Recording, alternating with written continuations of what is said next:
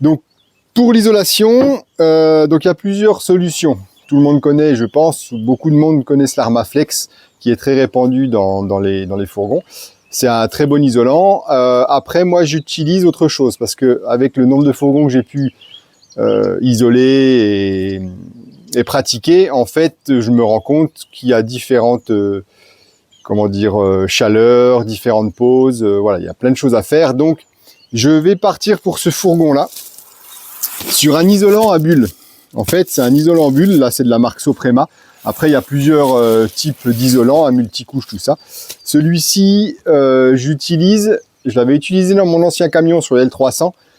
Et honnêtement, c'est très bien. Vu l'investissement, le prix de l'isolant, ça fonctionne vraiment très bien. Donc, ce qui est important, c'est la conductivité thermique, hein, c'est le lambda qu'on peut avoir sur un isolant. Par exemple, celui-ci, il fait 7 mm, on a un lambda de 0,02. Donc, plus le lambda est petit, plus il est performant au niveau de la conductivité thermique, hein, donc la chaleur passera moins, le froid aussi également. Par exemple, pour comparer à de l'Armaflex de 10 mm, on va être sur un lambda de 0,034. Après, ce qui est super important, c'est un peu les lames d'air aussi, ça en fonction de comment on va poser tous les isolants. Mais pour un fourgon comme ça, même si on fait de l'hiver, en fait, avec un petit chauffage, il n'y a aucun souci, du moins, je n'ai jamais eu aucun souci. Donc chacun après va faire ce qu'il veut au niveau de l'isolation. Ça, c'est mon avis. Après aussi, comme j'installe souvent des meubles, du moins des aménagements sur des fourgons 4x4 et des 4x4 pour les isoler un maximum, je joue aussi beaucoup sur le poids, un maximum sur le poids. Donc pour l'isolant à bulles, en fait, au niveau du poids, pour 30 mètres carrés pour isoler tout le fourgon, on va être à 5,4 kg au niveau du poids. Et si on prend de l'Armaflex de 10 cm, on va être sur du 21 kg. Donc voilà, pour les personnes qui font de la piste, qui font du 4x4, le poids, eh ben, c'est un petit peu l'ennemi en fait du 4x4. Donc on essaye de faire au plus léger. Et quand même avoir un isolant performant. Après, ce qu'il faut beaucoup éviter, c'est les ponts thermiques. Parce que dès que vous allez chauffer ou dès que vous allez respirer dedans, tout ce qui va être en fait métal dans votre fourgon va condenser. Donc vous allez avoir des gouttes d'eau. Donc vous allez avoir des gouttes d'eau qui vont se créer sur le métal, hein, forcément.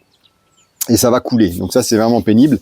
Donc pour parer à ça, en fait, au niveau du métal nu qui va rester, je vais coller de la moquette de fourgon sur le métal directement avec de la colle néoprène en bombe. Donc ça va être facile aussi à mettre en place, c'est relativement facile.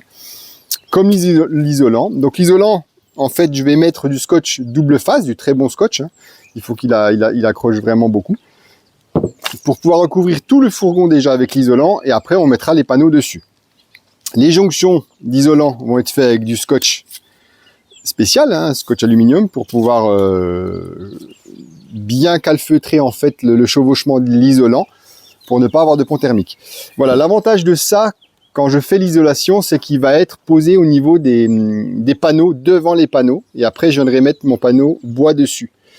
Donc si vous avez des ponts thermiques qui peuvent se créer derrière, en fait l'avantage c'est que l'eau, la condensation va pouvoir s'évacuer dans les conduits naturels de votre fourgon, aller dans les bas de caisse et après s'évacuer par terre.